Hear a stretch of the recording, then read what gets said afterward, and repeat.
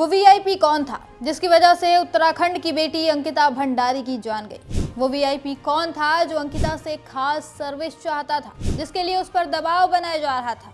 आखिर वो रसूखदार कौन है जिसे बचाने में बीजेपी ने अपनी सारी ताकत झोंक दी है? जल्द ही इन सारे सवालों के जवाब मिलने वाले हैं, क्योंकि अब इसकी जांच सीबीआई करेगी।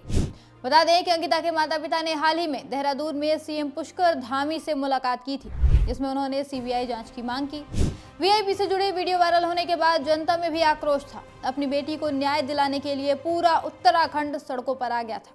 विपक्षी पार्टी कांग्रेस भी लगातार दबाव बना रही थी, बार बार मांग कर रही थी कि मामले की सीबीआई जांच की जाए। साथ ही सवाल उठा रही थी कि आखिर बीजेपी सरकार सीबीआई जांच से डर क्यों रही है। इन सब के बावजूद धामी सरकार पहले तो आनाकानी करती रही, लेकिन आखिर में जनता और कांग्रेस के दबाव के आगे उसे झुकना पड़ गया। शुक्रवार को सीएम पुष्कर सिंह धामी ने मामले की सीबीआई जांच की संस्तुति कर दी है। जल्द ही सीबीआई जांच शुरू भी कर देगी। अंकिता के माता पिता ने इस फैसले पर संतोष जताया है। साथ ही कहा है कि मामले की जांच सुप्रीम कोर्ट के जज की निगरानी में कराई जाए, ताकि पूरे प्रकरण में सच सामने आ सके। जान लीजिए कि 19 साल की अंकिता ने 2022 में ऋषिकेश के वनंतरा रिजॉर्ट में बतौर रिसेप्शनिस्ट काम शुरू किया था।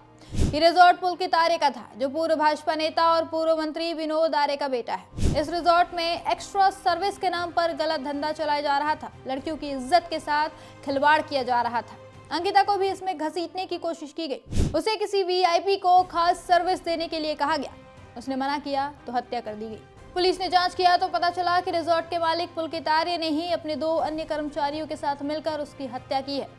गिरफ्तारी हुई तो इन लोगों ने अपना जुर्म कबूल भी कर लिया। मई 2025 में दोषियों को उम्र कैद की सजा सुना दी गई।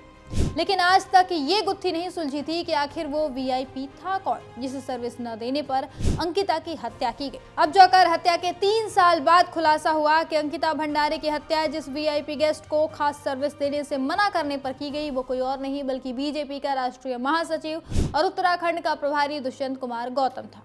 यह आरोप भाजपा के ही पूर्व विधायक सुरेश राठौर की कथित पत्नी उर्मिला सनावर ने लगाए। उर्मिला ने फेसबुक पर लाइव आकर इस केस में कई नए दावे किए। उन्होंने कुछ वॉइस रिकॉर्डिंग भी जारी की, जिसमें सुरेश राठौर किसी से बात करते हुए सुने जा सकते हैं। इस रिकॉर्डिंग में सुरेश बार बार गट्टू नाम के किसी व्यक्ति का जिक्र कर रहे थे और कह रहे थे कि अंकिता भंडारी मर्डर में शामिल था। उर्मिला सनावर का कहना है कि ये गट्टू कोई और नहीं बल्कि दुष्यंत गौतम है। उर्मिला ने यह भी कहा है कि अंकिता मर्डर केस में आरती गौड़ भी शामिल थी। वो लड़कियां सप्लाई करने का काम करती थी। इन आरोपों के बाद आरती गौड़ ने पार्टी से इस्तीफा दे दिया था, लेकिन दुष्यंत गौतम अभी तक अड़े हुए हैं। वो बार बार खुद को निर्दोष बता रहे हैं। ये भी जान लीजिए कि अंकिता की हत्या के बाद गुस्साई भीड़ ने पुलकित आर्य के रिजॉर्ट में आग लगा दी थी और इसके बाद उत्तराखंड की धामी सरकार ने उस रिजॉर्ट पर बुलडोजर चलवा दिया। ऐसे में ये भी आरोप लग रहे थे कि धामी सरकार ने ये सब कुछ सबूत मिटाने के लिए किया। वो उस वीआईपी को बचाना चाहती थी जो अंकिता की हत्या में शामिल था। फिलहाल अब सीबीआई जांच के बाद ही इन सभी आरोपों की सच्चाई सामने आएगी। साथ ही ये भी पता चलेगा कि वो वीआईपी कौन था।